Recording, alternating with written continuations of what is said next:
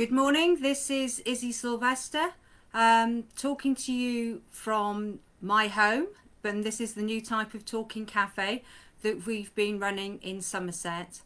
I've been in my job, village agent for the Quantox, for quite a few years now, and I continue to be really dedicated to the charity and the work I'm doing, and especially during this COVID crisis, it's felt like a blessing to be able to do something so positive in the face of this really difficult time. And the work that I've been doing has been incredibly supported by the communities in which I work. And it's going to be, it is no surprise to anybody who has lived in Somerset all their life or who has a long lineage in Somerset, that the same feisty spirit, those were the people who started the Community Council of Somerset, the Rural Community Council, the founders of our charity. They're the same people have shown a really feisty spirit during this crisis time.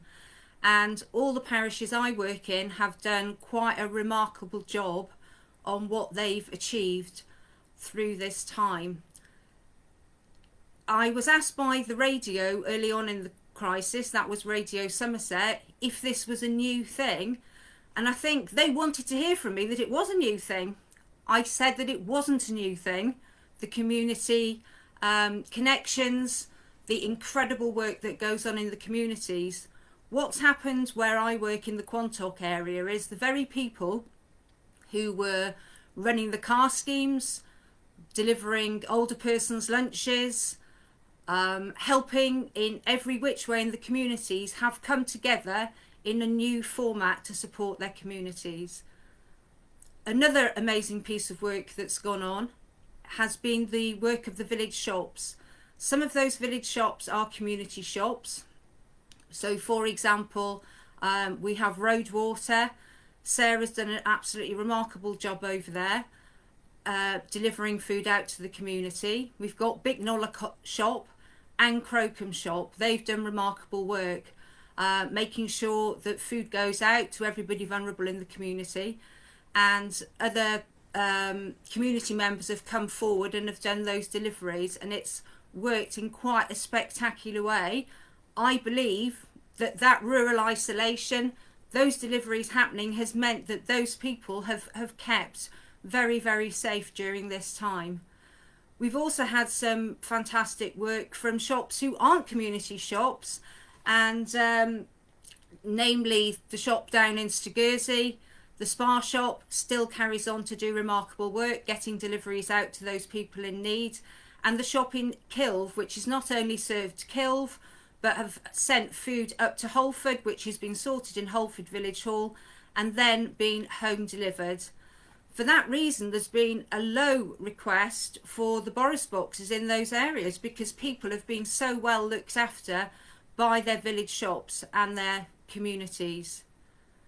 Now let me talk about the work of the support groups, because they have been quite outstanding in every single parish in which I work, and the speed in which they've come together in a collective way. They've sensitively worked with some very vulnerable people and organised deliveries from pharmacy and made sure people have got some shopping. Some of them have set up some excellent phone rotas to make sure people are not feeling isolated. So to all my parishes, I'm so proud of working with you over this long period of time, and for the work which you've been doing, which, as I say, is not new. I've even got a parish where one couple, Rachel and Rocky over in East Quantox, have took on the role for the whole of the parish, albeit a small parish, and have been 100% there for everybody in their parish. I've had some new people who perhaps haven't worked in the community so much down in Stagursey. What happened there was that the food bank in Watchet, I'm one of the trustees of the food bank in Watchet, and because there's a 10-mile distance down to Stigursi, and a huge amount of people in need, we have actually set up a new base for the food bank down in Stigursi, and that's with the remarkable help of Marlene Mason from the food bank in Watchet. I was just going to say a little bit about the food bank too, because this has been a remarkably tough time for them. They always have done since our inception 2 years ago. We have, I'm going to say we because I'm one of the trustees, but particularly Marlene and Catherine Flenley, our chair, the Reverend Catherine Flenley, have done quite a remarkable job in this crisis. The Methodist Hall did a wonderful thing early on. They offered us the use of their church room, so that is taken over with, believe me, huge amounts of food there to allow sorting and allow that to get out to a vast amount of people. The other thing I really wanted to mention about the food bank is that the food bank I work with, this is not true of all food banks, but if you ask Marlene what is her motivation, she would say that she has been called on by God to do this work, and for her it is a spiritual journey. It is part of what she believes. She believes that God has given her this job to do now to support vulnerable people. So I actually think Quantock Food Bank is largely powered by God, and if you look at the people who are doing a lot of the main deliveries, we've got Sally and John from the Baptist Church, Sam Searle from the Salvation Army, somebody I call my rock and roll vicar, that's the Reverend Catherine Flenley. They have been on the front line delivering food out, and their work just goes on and on. It's been absolutely outstanding, the work that they've done. I have been thinking a lot about us all stuck inside, whether or not you're an individual at home, sitting there, perhaps watching television, even if you're doing knitting, reading, crosswords, or if you're somebody who's been working during this difficult time. I've been thinking about posture, I'm doing it now, and how we're probably all beginning to suffer a little bit from headaches and a little bit of discomfort in our shoulders. The other thing I've been thinking about is breathing and the power of breath to just calm you down in those very, very tricky situations. Those situations in which you panic because somebody you love perhaps has a poor diagnosis, a situation in which you're perhaps overwhelmed by work, you're overwhelmed by this new world in which we live. And I just wanted to take a little break from what I'm talking about now. I'm going to go on and talk about the bike project that I'm involved in and tell you a little bit about that. But I just want to break from that. I'm very aware that it's quite boring listening to me now. So I'm just going to take you through one or two exercises to help you now at this point in your day, or indeed any point in your day.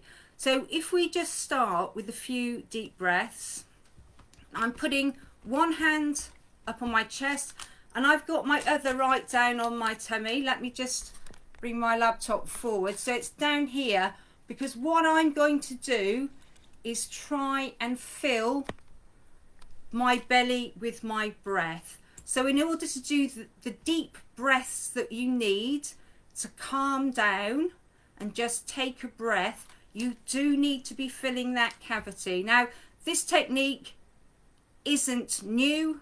This, although it's used by many health professionals in all sorts of circumstances to calm down people, this technique has been used in yoga for, in fact, thousands and thousands of years, and it's just using the breath. It's just about getting that extra oxygen into your body which just calms you down. So let's just take a deep breath now.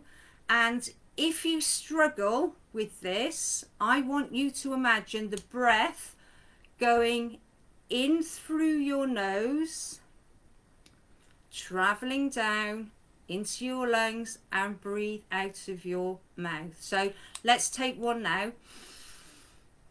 In through the nose. In your mind's eye, follow the breath down into the chest and breathe out of the mouth. Let's do another one now.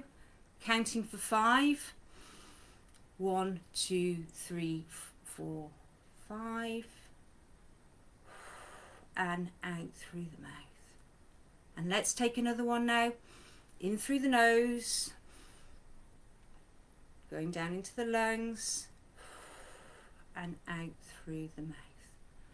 Now let's just think about neck and the stress we're all stuck with. As I say, with a lot of this static position that we found ourselves in. So let's just start with the neck. And I want you to do this very, very gently indeed, because it actually does not take much to release this sternomastoid muscle that's down here and the back of the neck, which is where a lot of stress stays. So let's just take the neck down very gently, middle, back, middle, down, middle, very gently to the side, very gentle, and you can put your hand up if you want just to support that, and side, very gentle, and to the middle. And then let's just take some shoulder clenches, and it's just up and down. And let's just take some shoulder rolls back. Oh, I mean, I can feel that. This is me who's actually done some yoga this morning. I still really need this work now after a couple of hours at the computer. And shoulder rolls forward. Lovely. That's feeling really good. And then if I can ask you to take out your hands, I'm just going to have to go back a little bit into the front. Can you see that they're clenched like this, and I'm going to push them out? Can you feel that release in those wrists? So if you're either holding a book because you're reading, pen, you're doing crosswords, or you're at a PC, this is just really going to release those wrists and hands. So take it very, very gently. That's lovely. Okay, let's come back to the middle again, and let's just try one of those breaths again, and then I'm going to tell you a little bit about the bike project. And I'd love any of you out there to get in touch with me about this.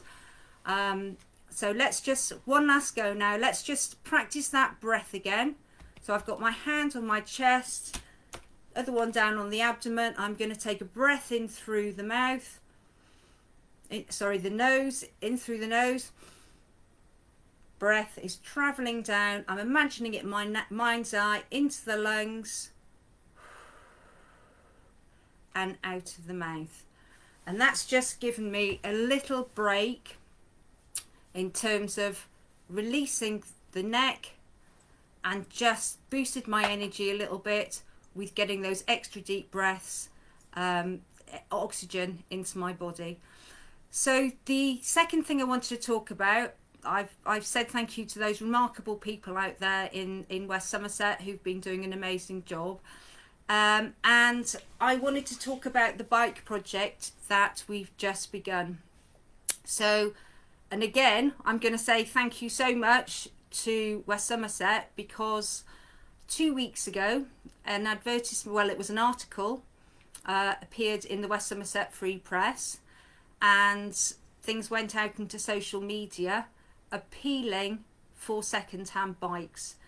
Now, the reason this happened is that I have been doing some work around transport in West Somerset, and before March the 23rd, we were ready to go on a project which would have included road safety, building a bike, very much like the project that On Your Bike that goes on in Taunton. But unfortunately, the original project we were going to deliver is not been able to take place because of obvious reasons to do with social distancing. The other thing is that when I phoned a local cycle shop to find out about both second-hand bikes and the purchase of a new bike, I found that I wasn't able to buy a bike under the price of £500, nor was I able to buy a second-hand bike. And this was the week in which Boris Johnson suggested very clearly that let's all think about walking to work in a safe way, and let's all think about cycling to work, because this could be a really, really safe option for people. So that's when the advertisement went out on social media, and the article went into the free press.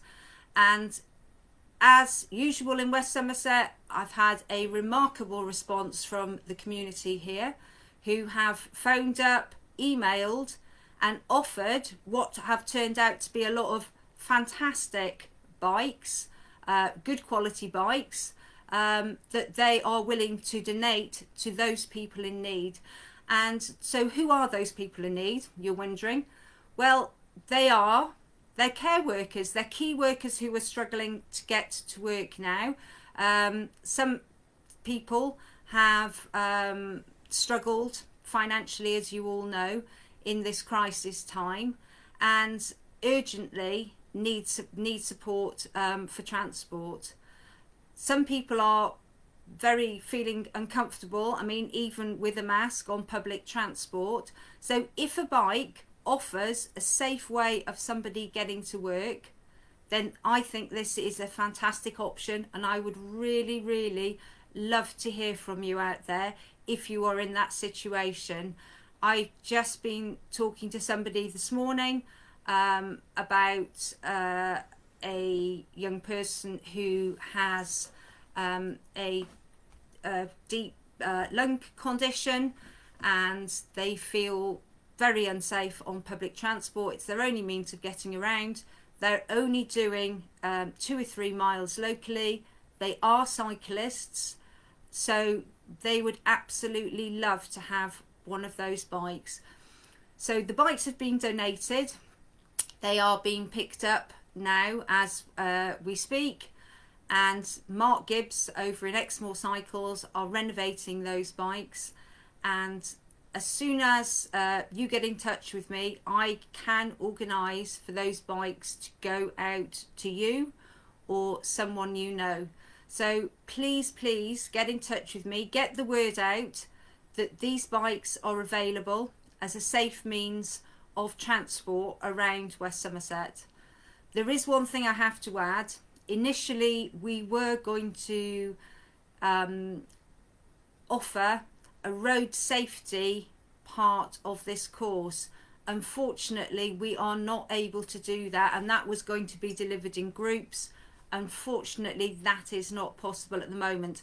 So bikes do need to go to those people who are confident on bikes.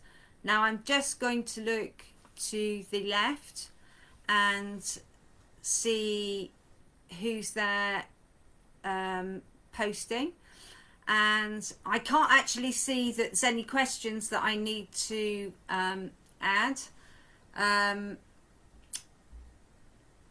I just wondering if there's anything else I need to talk about now.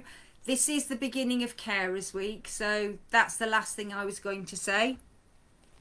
I'm just going to show you our little carers card. There is our number, the advice line number. Please get in touch with us. During this crisis time, I myself have been working for the CCS, but I have also become a carer for my mother. She broke one hip, then a second one in hospital, and on coming out of hospital in the beginning of March, she then had 2 falls at home. And although she is not living with me, it has been hard. So my heart goes out to all those carers who are doing an incredible job out there, because even though my commitment is only a couple of hours a day after work, I can't thank you enough for the work that you do. It is a hard job. So thank you so much for all the carers out there, and we would love to support you in any way we can. So please get in touch. That is the number of our advice line.